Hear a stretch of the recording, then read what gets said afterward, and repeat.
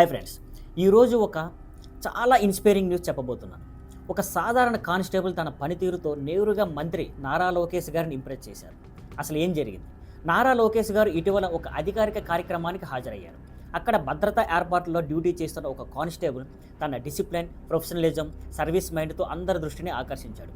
లోకేష్ గారు అతనితో మాట్లాడి ఆయన పనితీరును పబ్లిక్గా ప్రశంసించారు. ఎందుకు ఇది ప్రత్యేకం? మనకు సాధారణంగా మంత్రులు, పెద్ద అధికారులు మాత్రమే హైలైట్ అవుతారు. కానీ ఇక్కడ ఒక సాధారణ కానిస్టేబుల్ తన నిజాయితీ, కష్టపడి పనిచేయడం వల్ల టాప్ లెవెల్లో నాయకుడి ప్రశంసలు అందుకున్నారు. ఇది ఒక క్లియర్ మెసేజ్. ఎక్కడ ఉన్నా మీరు మీ బాధ్యతను నిజాయితీగా చేస్తే తప్పక గుర్తింపు వస్తుంది. సోషల్ మీడియాలో స్పందన. ఈ సంఘటన సోషల్ మీడియాలో వైరల్ అవుతుంది.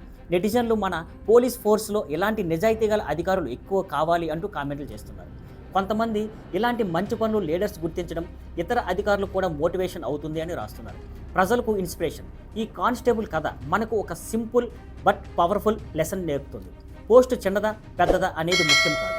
పని పట్ల అంకిత భావం, నిజాయితీ ఇవే మనకు గౌరవం తెస్తాయి. ఫ్రెండ్స్, ఈ సంఘటన ఒక ఇన్స్పిరేషన్. కష్టపడి పనిచేస్తే ఒకరోజు గుర్తింపు వస్తుంది అనే నమ్మకాన్ని ఇది మళ్ళీ రుజువు చేసింది.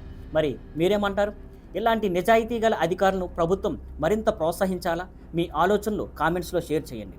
మరిన్ని ఇన్స్పైరింగ్ అప్డేట్స్తో మళ్ళీ కలుద్దాం. See you on Skyplan networks. Thank you for watching. Please like, share and subscribe.